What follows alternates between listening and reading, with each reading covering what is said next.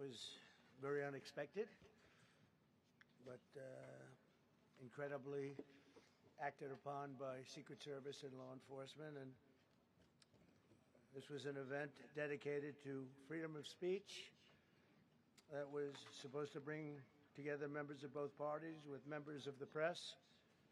And in a certain way it did, because the fact that they just unified, I saw a room that was just totally unified. It was in one way very beautiful, a very beautiful thing to see. A man charged a security checkpoint armed with multiple weapons, and he was taken down by some very brave members of Secret Service, and they acted very quickly and have just released, for purposes of transparency, clarity, I've ordered it to be put out. You probably have it by now, put out on Truth and put out on many of the platforms.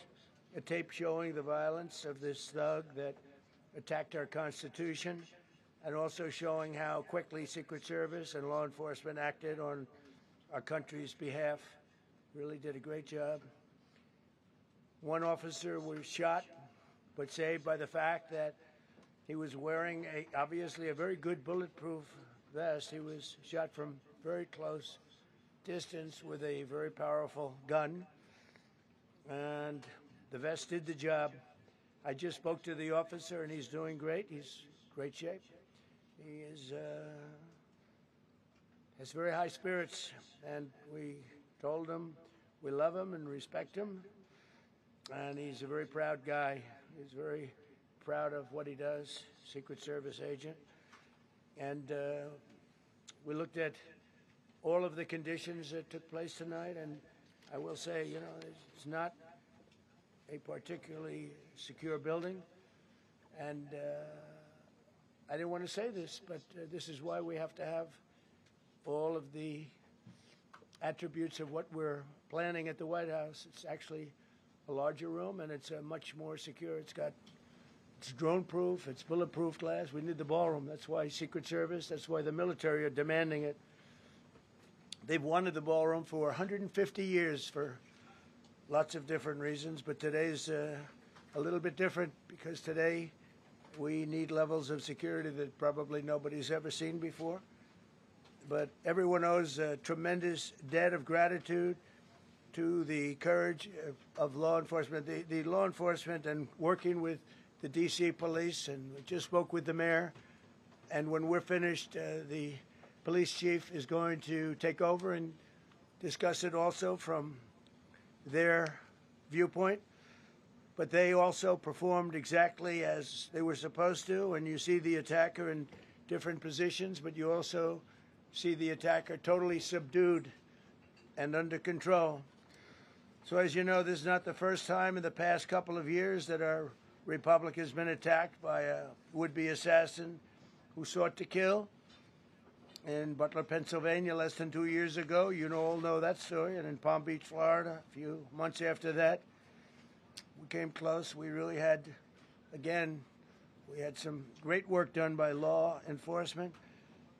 But in light of this evening's events, I ask that all Americans recommit with their hearts in resolving our difference peacefully. We have to resolve our differences. I will say, you had Republicans, Democrats, independents, conservatives, liberals, and progressives.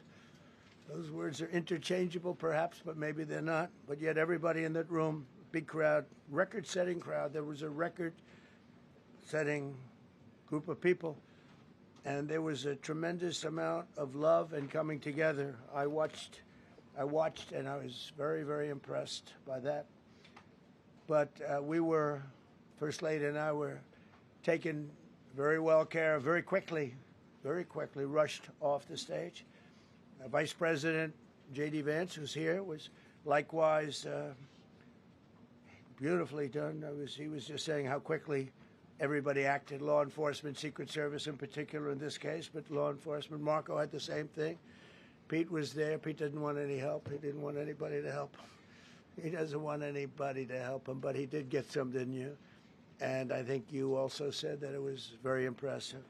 So with that, I'd like to ask Todd Blanche to come up, say a few words, and tell you it's already underway, the The man has been captured. They're going to his apartment. I guess he lives in California, and he's a sick person, a very sick person, and we don't want things like this to happen. I think it's very important that I say, though, and I told the representatives of the evening, they did such a beautiful job. It was such a beautiful evening. And again, they're talking about free speech in our Constitution. That's what it's all about, not just White House correspondence. It was really based on free speech in our Constitution. But I said very importantly that we'll do it again within the next 30 days, and we'll make it bigger and better and even nicer. So I just want to thank everybody that was involved. I also want to thank the press, the media. You've been very responsible in your coverage. I will say I've been seeing what's been out. You've been very responsible.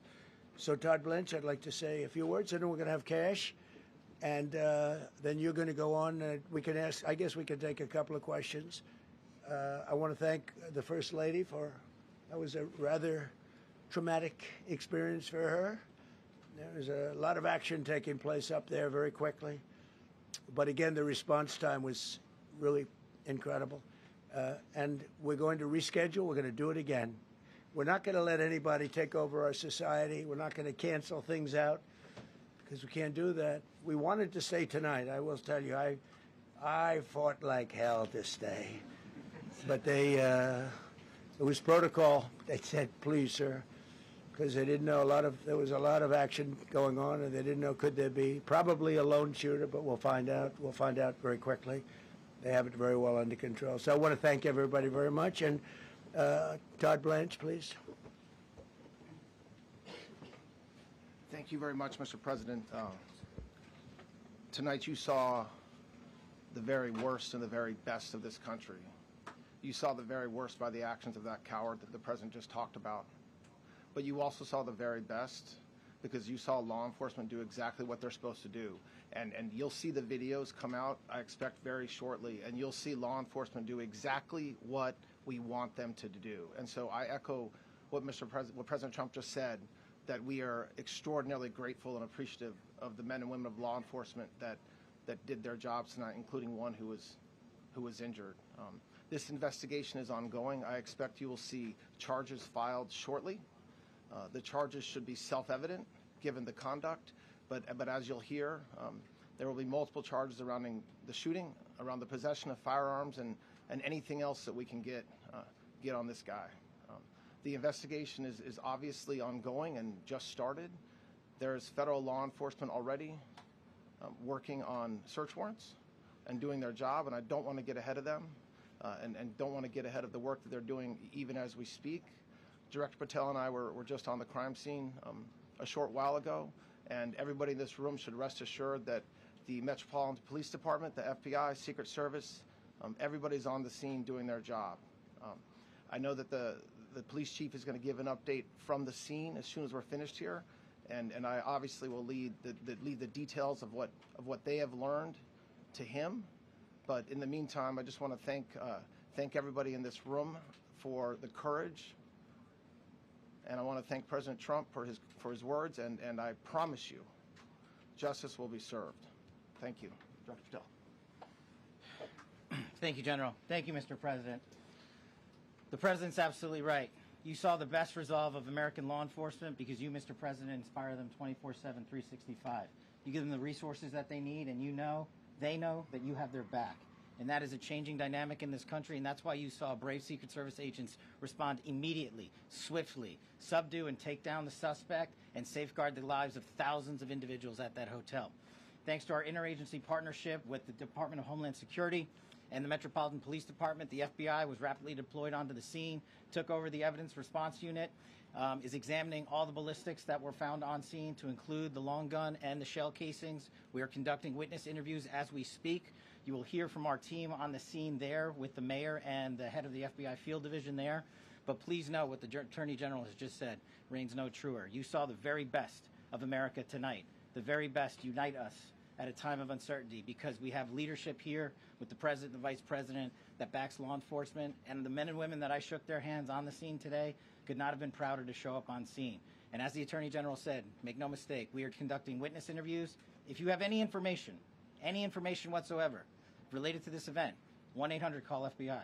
1-800-CALL-FBI.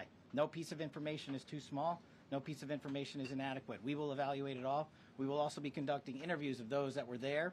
And if any of those individuals have information, please come forward to law enforcement or the FBI or the Metropolitan Police Department. We will be examining this individual's background thoroughly. That process has already started.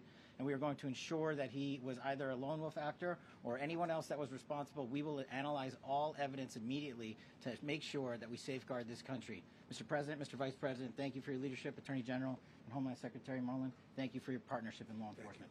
Thank you. Okay, we'll do a couple and then we go to the chief. Madam Chairman, I just want to say you did a fantastic job. What a beautiful evening, and we're going to reschedule. Okay? And after that, it's very tough for her to ask a killer question, right? But you have done a fantastic job. Please. Mr. President, I appreciate it. As you mentioned, it all happened so quickly. Yeah. And I wonder, especially because unfortunately you have experience with these sorts of threats, in that moment when you realized there was a threat and service agents were telling us to get down, can you describe what was going through your mind, how you were feeling in that moment? That's a very good question, actually. It's always shocking when something like this happens. It's happened to me a little bit, and that never changes. The fact we were sitting right next to each other, First Lady, am I right? And I heard a noise and sort of thought it was a tray. I thought it was a tray going down. I've heard that many times, and it was a pretty loud noise. And it was from quite far away. He hadn't breached the area at all. They really got him. But so it was quite far away, but it was a gun. And some people really understood that pretty quickly. Other people didn't. I was watching to see what was happening. Probably should have gone down even faster. Melania was very cognizant, I think, of what happened. I think she knew immediately what happened. She was saying, that's a bad noise. And we were whisked away along with other people, but we were really whisked away.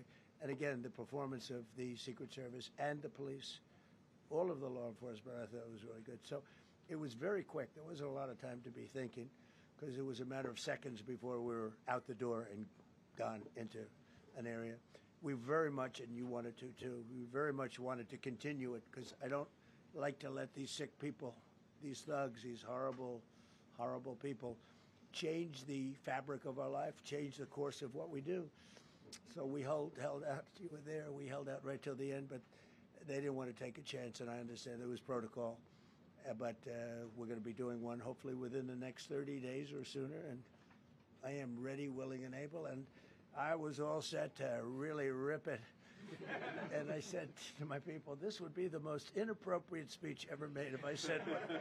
So I'll have to save it. I don't know if I could ever be as rough as I was going to be tonight. I think I'm going to be probably very nice. I'll be very boring the next time, but we're going to have a great event. And you did a fantastic job. Thank you very much. Peter, go ahead. Thank you, President Trump. There's a report in the New York Post that this assailant assembled his weapon somewhere on site at the hotel. What do you think about that? And I ask respectfully, why do you think this keeps happening to you? Well, you know, I've studied assassinations, and I must tell you, the most impactful people, the people that do the most, you take a look at the people, Abraham Lincoln, I mean, you go through the people that have gone through this, where they got them. But the people that do the most, the people that make the biggest impact, they're the ones that they go after. They don't go after the ones that don't do much because they like it that way. And when you look at the people that have either, whether it was an attempt or a successful attempt, they're very impactful people. Just take a look at the names there, the big names.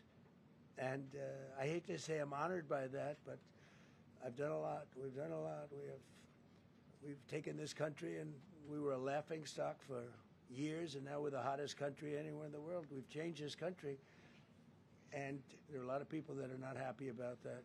So I think that's the answer, Peter. And after Butler, your team for a while rethought outdoor events. Yeah. Do you think that you now need to rethink No. indoor? Well, but then you just don't do events. No, I can't do that. I have to. It is what it is. We have to do it. The room was very, very secure. You know, he charged from 50 yards away, so he was very far away from the room. And what did you think when you saw the video of how fast he was running? He was moving. He was really moving, and the reaction time was great. Boy, those guys, they had their guns drawn. Literally, by the time he was there, they were shooting. That's right. They were. I thought they were very impressive. And if I didn't, I'd let you know. You know, I'm not going to be. I would not stand for that. No, I thought they were very impressive. Thank you, President Trump, and thank Right. you for updating us on Thank the you. suspect earlier. Were you aware of any threats? Was your team aware of any threats beforehand? And do you believe you were the target of this tonight? I guess. I mean, these people they're crazy. They're crazy, and you know, you never know. He was very far away from me. He had to go through a lot. We had resources all over. We had resources sitting at tables, literally in disguise, sitting maybe at your table. Who knows? But we had people all over the room. So he had a long way to go. That was really a first line of defense, and they got him. And they really, you know, they acted incredibly. No, we've had no. There was no notification. We had no idea. Go ahead, Do you know Caitlin. any political motivations from this? Well, you never know. Now, we'll be able to tell you that maybe by tomorrow or the next day. You know, he's in custody, and they're asking him a lot of questions. I guess they're going over, Todd, and they're already at his apartment. He lives in California. Yes, sir. And they're over there, so they'll be able to tell you. Thank you, Caitlin. President Trump, did the suspect say anything, or was he wearing anything that would allege some type of motive here? Nothing, no, I mean, he was a guy who looked pretty evil when he was down. You know, they had him down. He was fighting hard. He was in my opinion, a sick person. Who would do that but a sick person? But I think you're going to find everything about him. No reason to talk about it now. But tomorrow at this time, long before this time, you're going to know a lot of things about him. They seem to think he was a lone wolf, and I feel that too. Are you concerned about U.S. Secret Service protection ability? We saw several of the detailees take minutes to be escorted out of the room.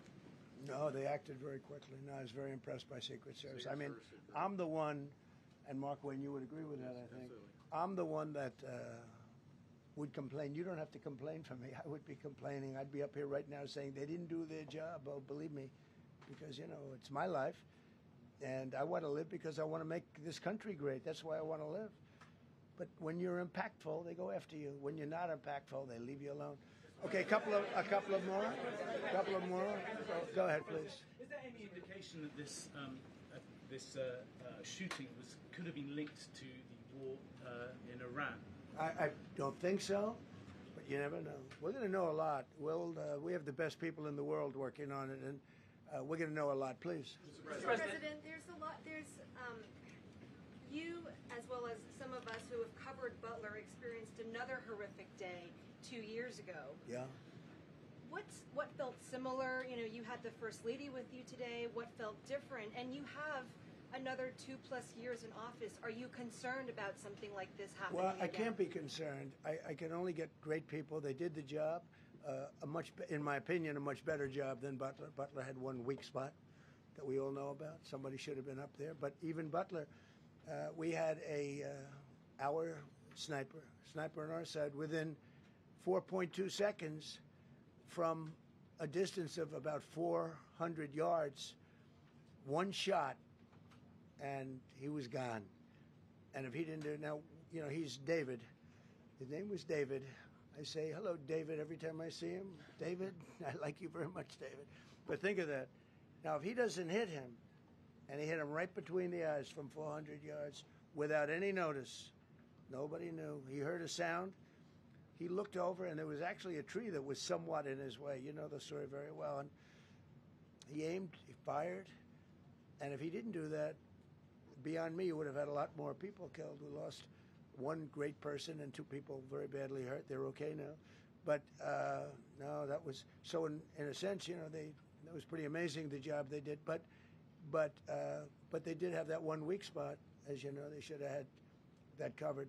Tonight they had everything covered very quickly, and he was fast. He was running full blast, and they got him before they got any further. I was very far away. You know, he was he hadn't anywhere close to breached the doors of the ballroom. The ballroom was sealed, and everybody in there. That's why once those doors opened, they didn't want to do tonight. If the doors weren't opened, we could have probably done it tonight. But I think we're much better off rescheduling. Yeah, please. Mr. President, for you and perhaps law enforcement as well, what is the level of confidence that this was a lone actor, and has the suspect made any statements to police while in custody? Yeah, I think it's just it's not my profession. We have great professionals up here and outside that have been working with us. My impression is he was a lone wolf, whack job. These are crazy people. These are crazy people, and they have to be dealt with. We had that in the second attempt, as you know, and he's spending life in prison. Because if you let him out, they'll probably, if he serves 10 years or 15 years, you let him out, he'll probably try it again with somebody else. They're sick people. We have a lot of sick people. But you're going to know, I think very shortly, you're going to know, Todd, a lot about him. You're going to know a lot about him. Yeah, a couple of more. Yeah, please, go ahead. Are you concerned about political violence? This could be politically motivated. All violence. I'm concerned about everything. Look, but I can't be so concerned that you can't function. No, I'm here. It's a dangerous profession. I tell the story. Race car drivers, I think it's very dangerous. So if you take 1% and then take about 10% of 1%, just to break it down very easily, they die. So much less than 1%, 10% of 1%. I think bull riding is very dangerous. If you take about the same 10% of 1%, much less than 1%, but if you take presidents, it's 5.8%, and about 8% are shot at.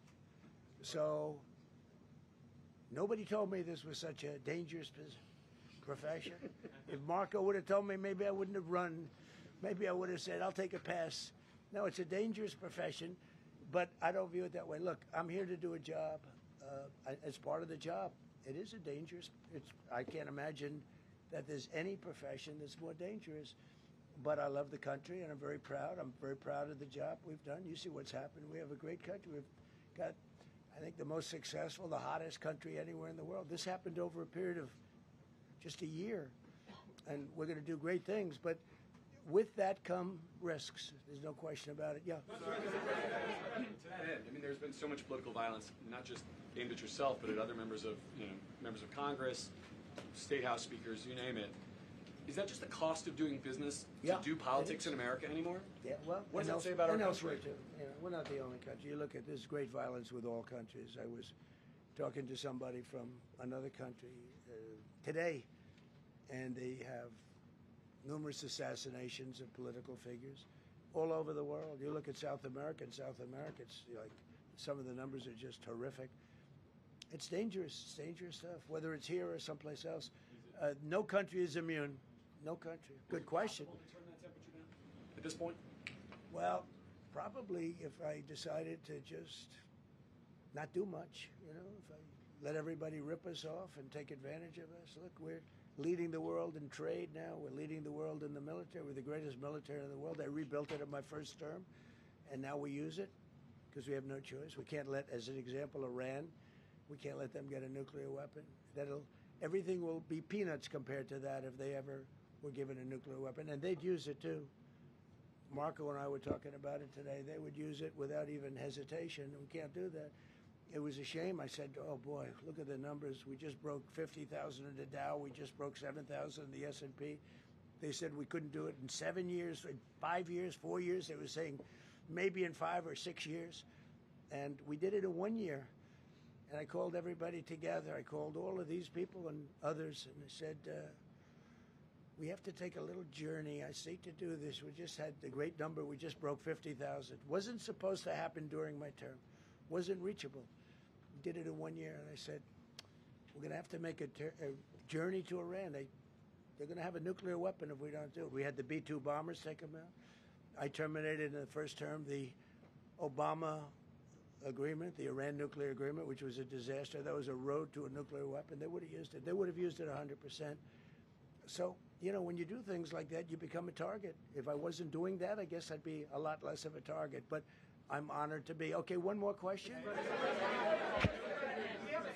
Go ahead. Yeah, go ahead. Thank you, President Trump. Thank you, President Trump.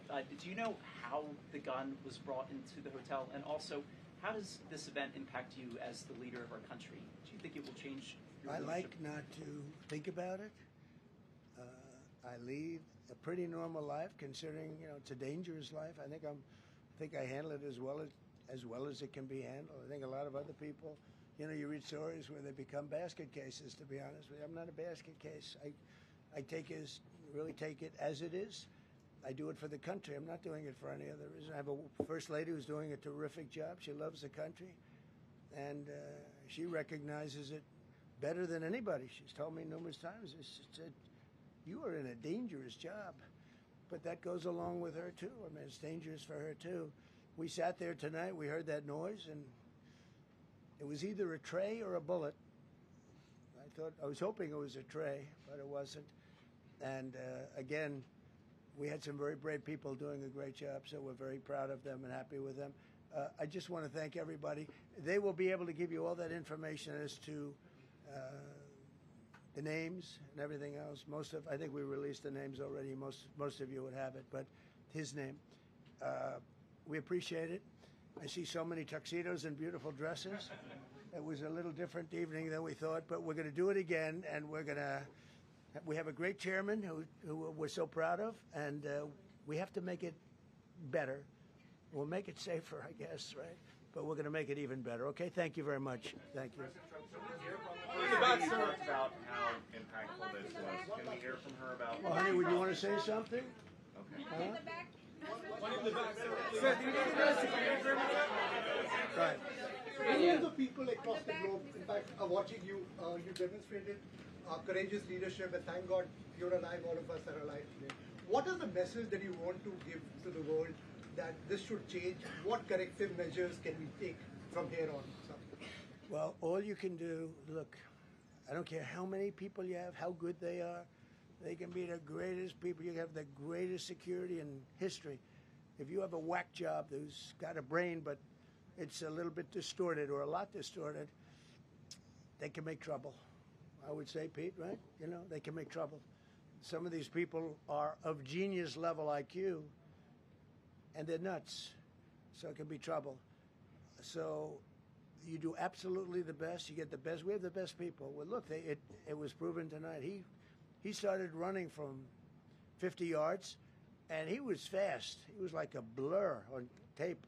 He was moving. It was very impressive the way they got him, because a lot of people would be looking and saying, it's like a weird feeling, and they would let him get through, but they didn't let him get through. They drew those guns so fast.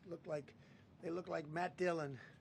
They looked like somebody that knew what they were doing. What do we do? But it comes with the territory. And if you want to do a great job, I really believe that. And you take a look at what's happened to some of our greatest presidents, and it doesn't happen to people that don't do anything. And it's not going to deter me from winning the war in Iran.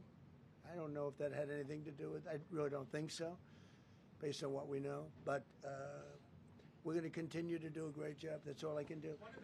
Thank you very much. We'll see you tomorrow. Thank you. Thank you. Thank you.